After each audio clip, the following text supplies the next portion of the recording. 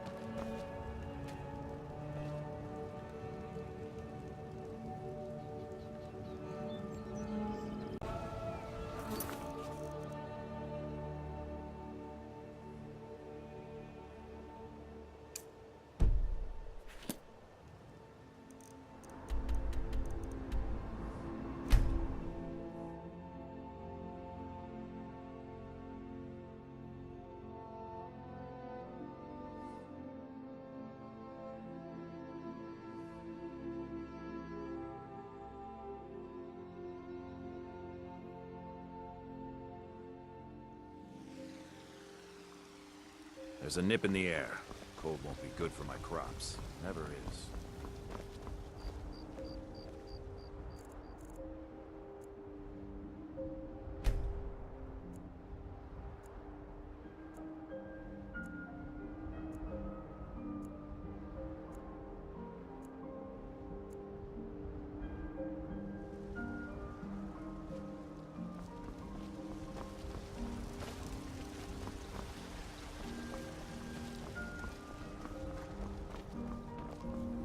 You're someone who can get things done. I like that. Need something? There's a nip in the air. Cold won't be good for my crops. Never is.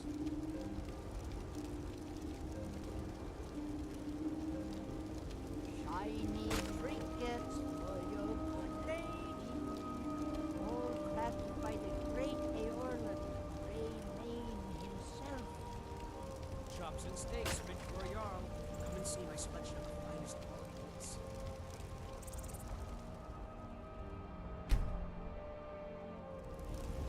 Stay away from that.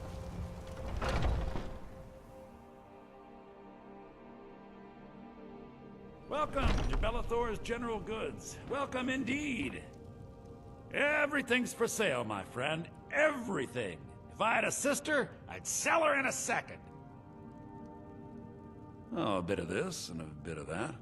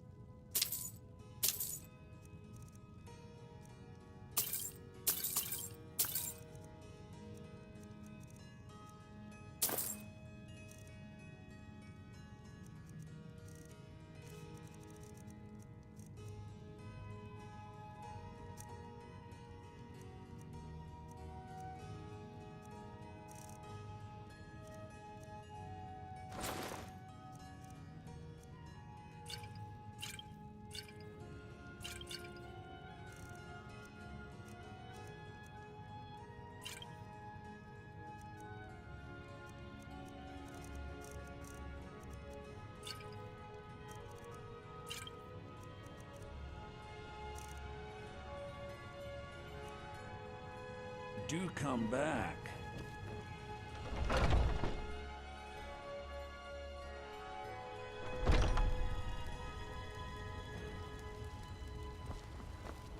Let me guess. Someone stole your sweet roll.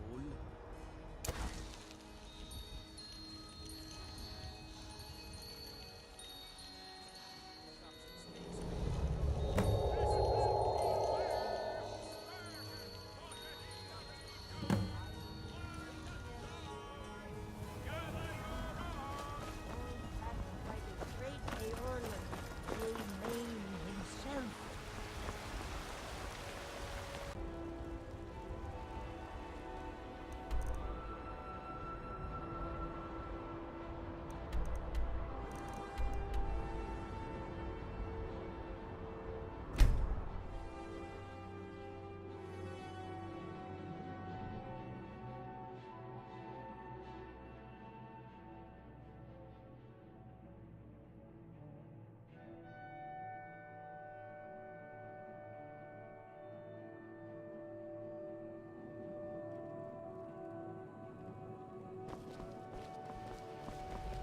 So you can cast a few spells.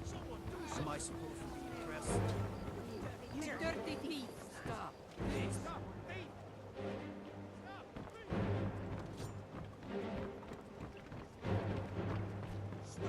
Hawk ye! Hawk ye! Hawk ye! Hawk ye! Hawk ye! Hawk ye! Hawk ye! Hawk!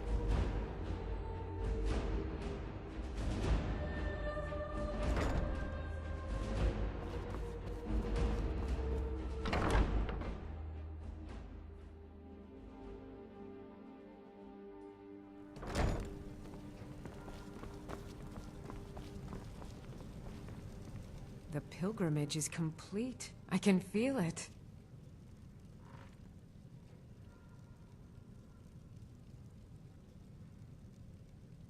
I felt a caress on my cheek some time ago. I thought it to be a trick of the wind, but I think it was a message from my father. We've made peace with one another without even uttering a single word. And I'm content for the first time in my life. I thank you. Here, please accept this as a token of my appreciation for your selfless action. Be careful out there.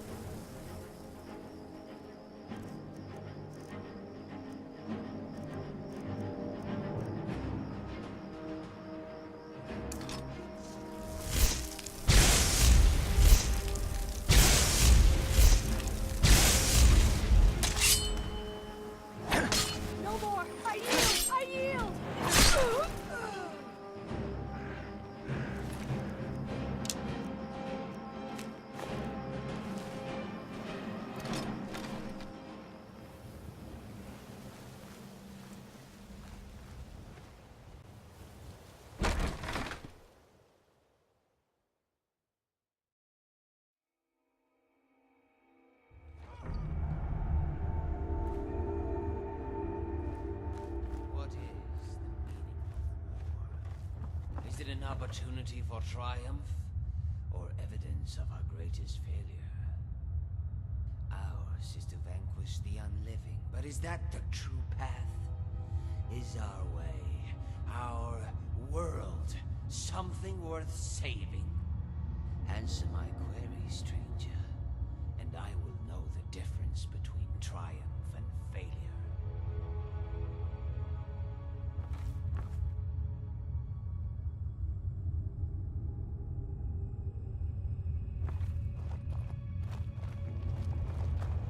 Answer my query, and I will tell you if words have any meaning.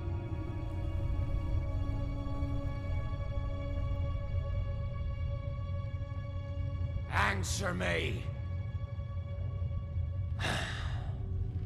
I apologize, but others may not afford you such a courtesy. This is not a time for thin skin or hesitation.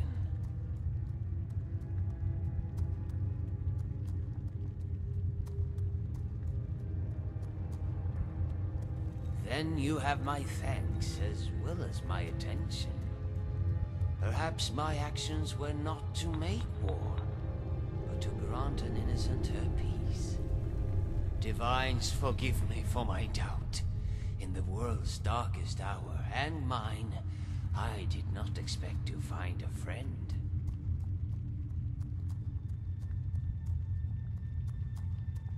For the last 2 years, I have embarked on a single road.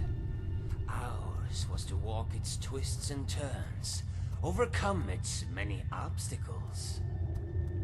All the while believing that if I followed it to the end, I would find redemption. Only it appears the road ends here. In this hollow cave, with the corpse of the child I was asked to save. It was rumored that the child left for Eastmarch to join the Stormcloaks in defiance of the father's alignment with the Empire. For a lord's house, the truth was far more incriminating. And for a loving father, one far more heartbreaking. Thus the Lord could not trust anyone, save an Argonian prisoner, one guilty of the child's same crime, vampirism. Yes, the skin, eyes, and fangs are telltale signs, but some men can't be sure the same is true for other races. I was staying at an inn near the border when one of the local Nords decided to take offense with my presence. His was to challenge me to a brawl, and when I refused, he accused me of being a vampire.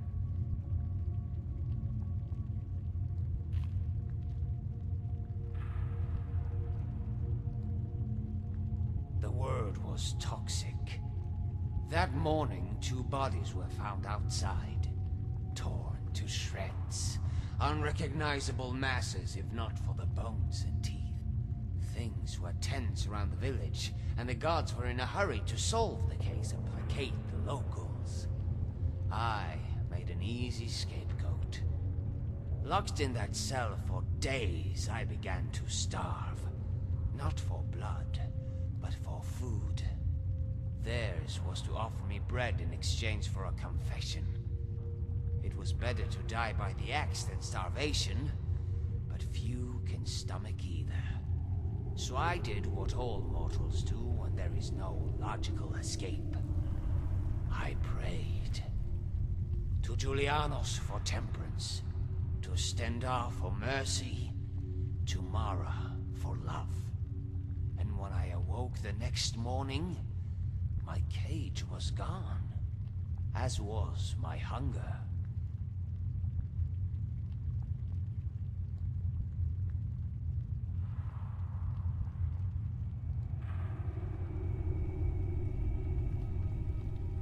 Ours is not to jest about things that are so grave.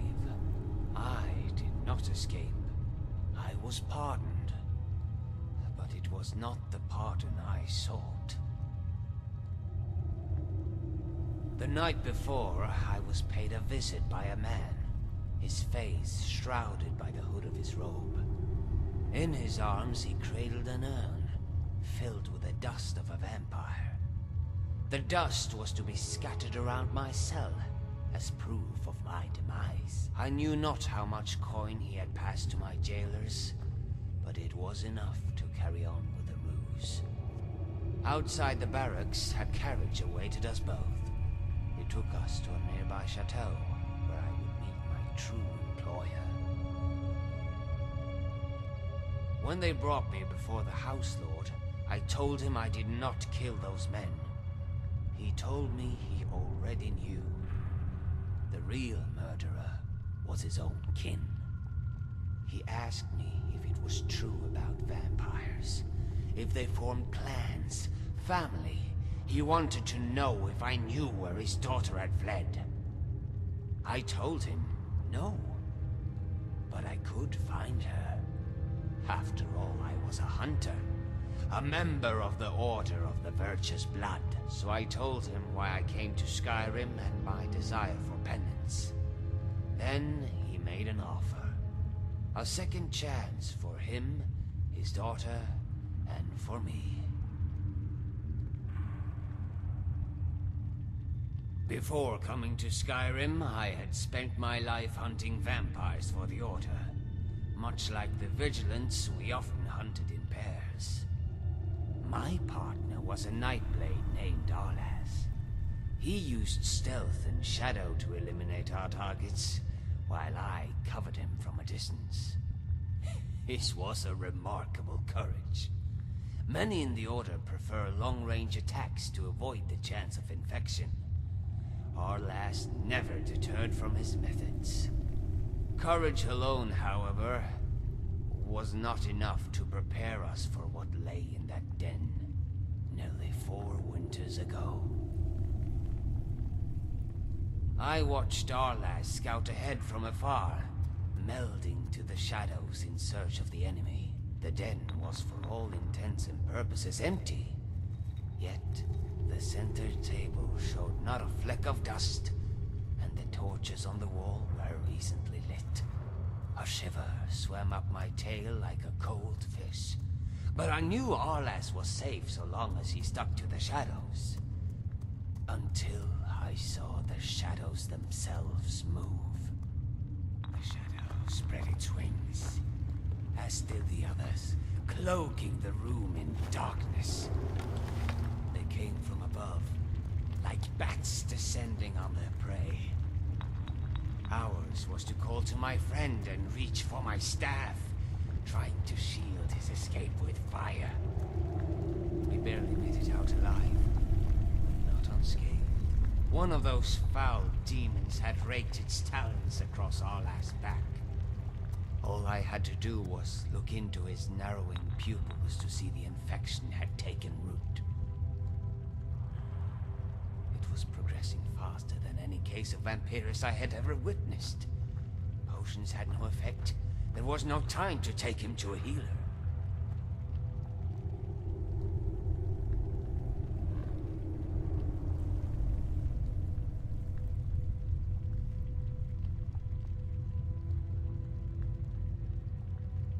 Ours was to ask for his last request. He said, "Cure me." I thought it was a joke. He always made me laugh. Now I know the extent of my folly. Months later, I discovered his journal while putting away his things.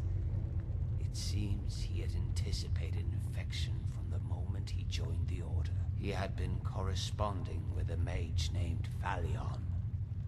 A mage who was studying a cure.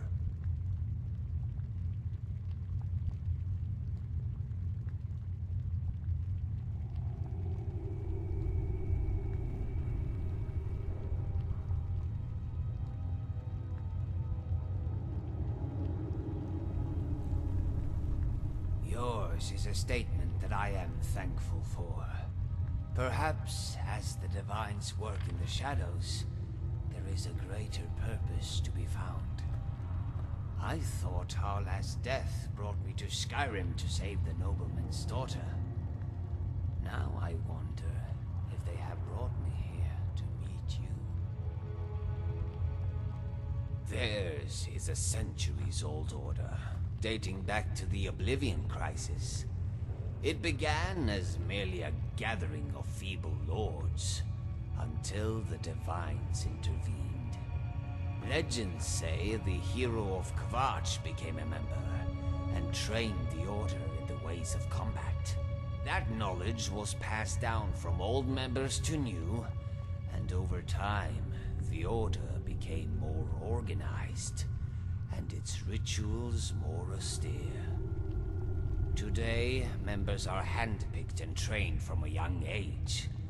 Ours was a life cloistered in barracks and libraries, sharpening the weapons of war. We dedicated our lives to a single purpose: to silence all other voices, so that we are better attuned to listen. Ours is to wait here for more of her brethren. The girl may have taken a liking to some of them, and chosen to infect rather than kill. If you're in need of a companion, however, I will be honored to journey with you on your quest. Vampire dens have always been notoriously easy to track. Theirs is to cling to the fringes of a major hold, close to the road where traders pass. That is where a runaway vampire would seek shelter amongst her kind. This one, however, had spent her entire life in the care of her noble parents. Hers was to run to where no one else could find her. The caves and nooks where darker forces wish to carry on unseen.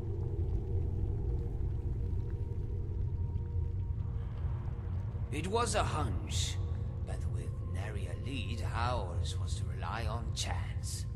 So I listened for rumors of necromancy first, and vampires second. There was an argument at the Bee and Barb about some nefarious activity near Source Stone. Some claimed it was black mages, others said vampires.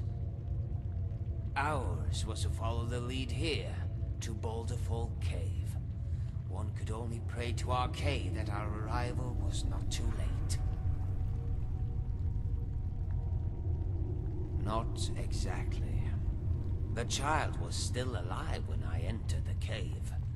Not only alive, but healthy and smiling.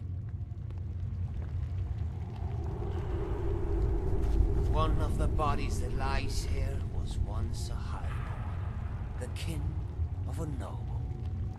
My old friend Arlas had a saying: sickness is a virtue. The healthier a vampire was, the more often he had fed. The girl left me no choice.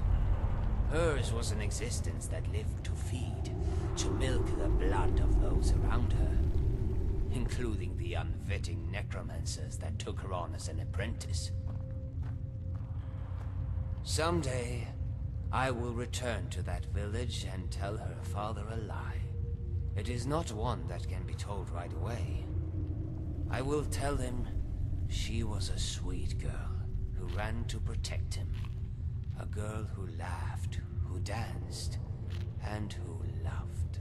A girl who sought a cure, and in the absence of one, took her own life.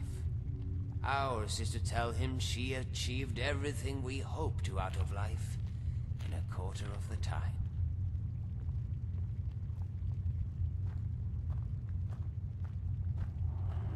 It was a question that was asked of me whenever I began to doubt my faith or the side I have chosen in this fight.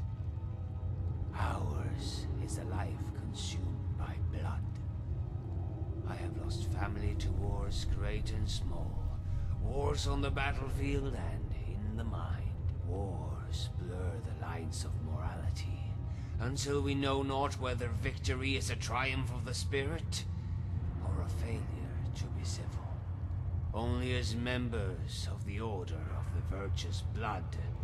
Ours was a resolve that could not favor, even when our foes wore the faces of children. What is the meaning of war? It is to fight for a cause that is absolute, against an evil that deserves no clemency.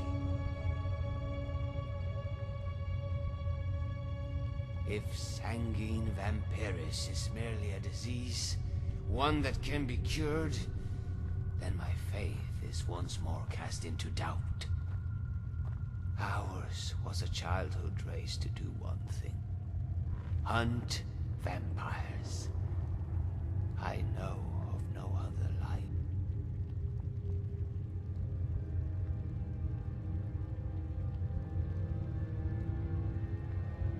A mantra of self-defense is ideal in theory, but an infection must be cut off before it spreads.